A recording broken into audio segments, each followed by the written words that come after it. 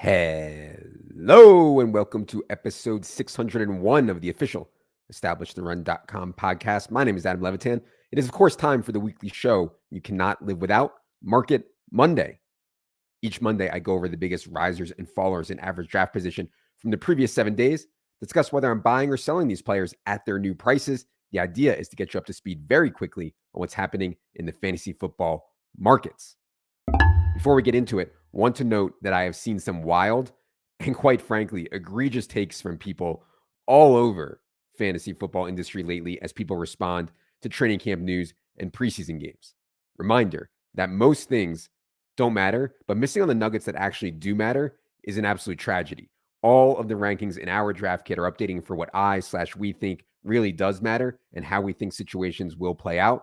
Obviously, I'm biased, but not coming to your draft with our rankings will put you at a disadvantage, in my opinion. Head to the subscribe page on EstablishTheRun.com to check out more.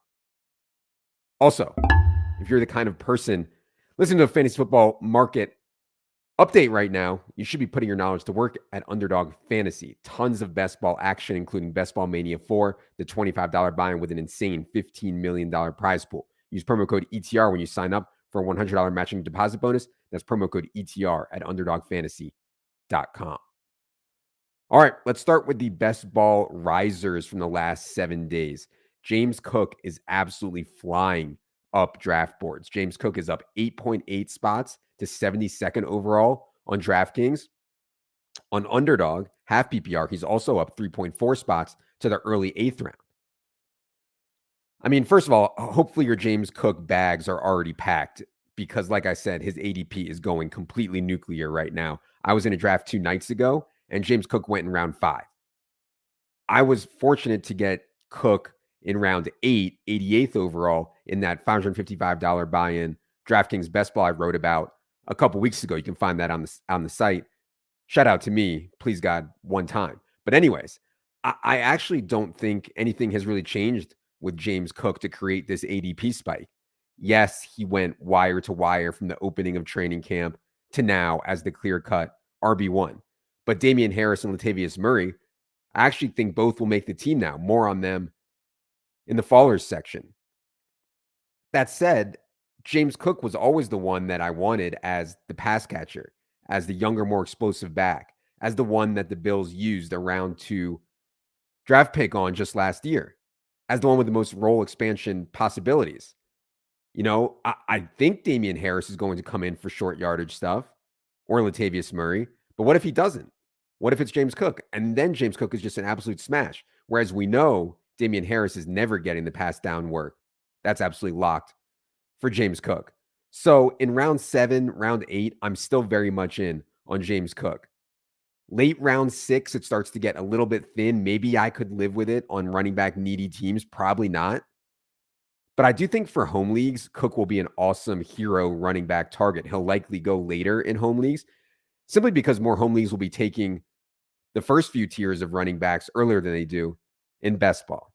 But the reason that I just can't take James Cook in round 5, round 6, there's some ceiling concerns on workload. We know how much Josh Allen also runs around the red zone. They're going to use Harris and or Latavius, more on that in a minute. And so I think there's some volume cap on James Cook. Second riser I want to talk about are these Bears guys. DJ Moore is up 3 spots into the late 4th round. Khalil Herbert is up 8.6 spots into the late 9th round. If you saw the Bears box score from their first preseason game, you'd understand these moves. Justin Fields went 3 of 3 for 129 yards and 2 touchdowns. Now, one of those touchdowns was a horribly thrown screen ball to DJ Moore, which he somehow took for a 62-yard touchdown. The other was another shaky throw to Khalil Herbert, who somehow took it for a 56-yard touchdown. No one should be adjusting opinions on these guys based on those plays. That said, I do want to make a few points here. First, on Khalil Herbert, he did get all the first-team reps in that preseason game, all 7 of them. He was the only running back to play with Justin Fields. I'm not reading too much into that, as it very well could have been incumbent deference. I still think both Deontay Foreman and Roschon Johnson are going to mix in plenty. Both are good players. But I can't deny that Khalil Herbert is a talented runner with a leg up on the 1A job here for now. On DJ Moore, He's a guy that I've taken almost zero of this draft season. And I still feel good about that, especially as he moves up now. I just don't think a Jalen Hurts-esque leap is coming for Justin Fields as a passer. And DJ Moore is good, but he's not AJ Brown.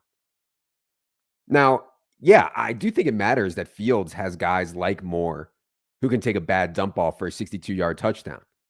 But obviously that stuff is unsustainable. The problems with DJ Moore, Chicago's projected throw rate, Fields' underlying throwing metrics, and the fact that I think Darnell Mooney, Cole Kmet, Claypool, the running backs, they're not great, but they can earn targets in such a low volume offense that matters.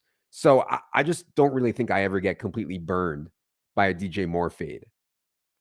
When I take Justin Fields in drafts, which I do, I'm fine with him naked, or I can go for some type of running back stack or Darnell Mooney or Cole Kmet. Third riser I want to talk about is Jake Ferguson. He is up 11.6 spots on Underdog into the late 16th round. We know there is opportunity at the Cowboys tight end spot with Dalton Schultz gone. Schultz averaged almost 6 targets per game over the last 3 seasons, scored 17 touchdowns, had a really good role for compiling stats. And based on all the reports out of Dallas, Jake Ferguson is way in front for that starting tight end role, way ahead of Luke Shoemaker or Peyton Hendershot. And so that's why the ADP is rising on Jake Ferguson so sharply. Now, a couple things here. First, Brandon Cooks is a massive upgrade at the wide receiver 2 spot, in my opinion. He's going to take targets away from that tight end position as a whole. Already talked last week about how I'm in on Brandon Cooks this year. Second, Ferguson is unlikely to be as good of a pass catcher as Dalton Schultz was. I mean, Dalton Schultz is a pretty good player. So while I thought Jake Ferguson was fine in round 18, maybe 17, I think round 16 is starting to get a little thin. With that said, I do like filling the tight end spot with volume when I miss on earlier tight end targets. What I mean by that is I just take 3 of Tyler Higbee, Gerald Everett, Sam Laporta, Dawson Knox, Juwan Johnson, Tyler Conklin, Jake Ferguson, Luke Musgrave, Hunter Henry. Just take 3 of those guys in best ball and hope one scores a TD each week. I think that's a reasonable strategy. In redraft, I am much, much, much more prioritizing an elite tight end or tight end I can start weekly, because mixing and matching with these dust balls is going to be really hard to hit. Can't do it through volume like you can in best ball. Fourth and final riser to talk about this week is Kenny Gainwell. Kenny Gainwell up 8 spots on Underdog to the middle of the 14th round. Not going to spend a ton of time on this for a couple of reasons. One, I'm honestly kind of tired of talking about this situation. We've already talked about the Eagles running back spot all offseason. I think we've had it nailed pretty well. The market has come to us. Second, we're going to have Jimmy Kempski, Ace Eagles beat reporter, on the pod Tuesday night, and we're going to spend most of the time talking about this running back situation. So on Gainwell, I would just say this. I think a lot of people are messing up on this, reading into the wrong things. Like I said, we've been ahead of market massively on Gainwell all offseason. But on this steam now, the latest steam on Gainwell, we're just not going to show value on him in our rankings. And I'm fine with that, because I think people are losing their minds. Gainwell resting in a preseason game while Rashad Penny and DeAndre Swift is pretty meaningless. The next game I expect Gainwell to play and the other running backs to rest. Also, these reports, quote unquote, from 3rd, 4th tier beat writers, the Eagles, saying that Gainwell is the feature back. I've talked to people. I just don't buy that. And I don't think Gainwell really has the profile of a starter anyways. He's clearly a worse interior runner than Rashad Penny. I think Gainwell will be behind Rashad Penny in base work. And DeAndre Swift is an incredibly talented player. I think Gainwell will be behind DeAndre Swift on pass downs. I still think Gainwell is a fantasy asset, though, because he's the direct backup to both. We know the Eagles trust him. We don't know that the Eagles trust Penny or Swift yet. So yeah, there's some upside and roll here. I think there's a little bit of standalone value. Gainwell was a smash in round 18, 17, 16, 15. I've seen him go in round 12 now, and the ADP is going to soar into that 12, 13 range, just getting a bit steep on Kenny Gainwell. All right, let's get to this week's fallers. First one is Damien Harris. Tease that a little bit. Damien Harris is down 10.8 spots to the middle of the 12th round. I just wanted to note on this that Latavius Murray is not going away.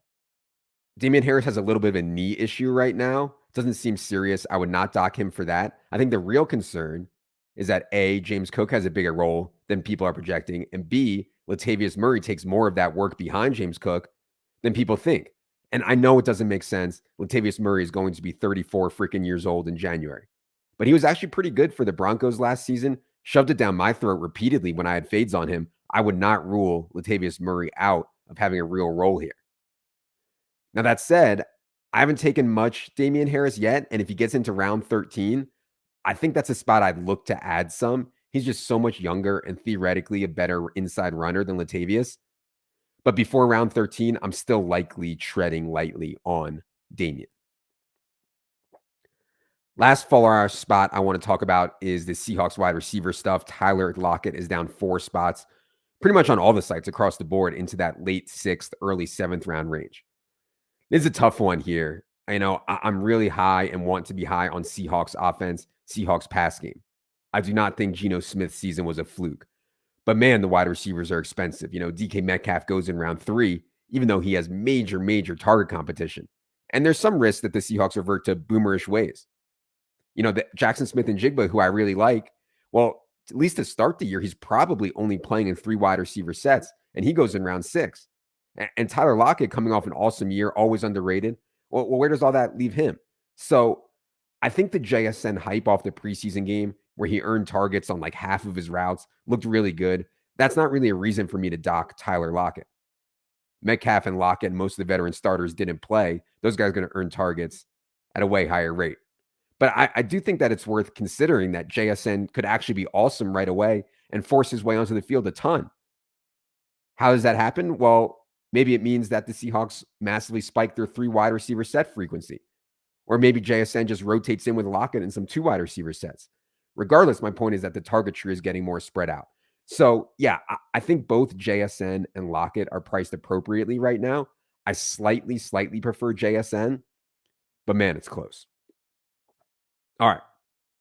That is going to do it for this week's Market Monday. Thanks to all of you for listening. If you have not subscribed to the Establish the Run podcast, be sure you are by searching for it anywhere podcasts are found.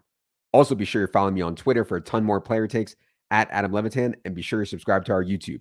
It's free, and there is a ton of content on there that does not hit this pod feed, including that 2K buy-in live stream that myself, Dink, and Sam Sherman did a couple weeks ago, last week. Ton of fun on there. We'll be back later this week to talk to Silva about rankings changes, Jimmy Kempski about Eagles, and tons more. For producer Luke, for King Editor Jackson Kane, for the most beautiful beast in the world, Jerry, I am Adam. Good luck, everybody.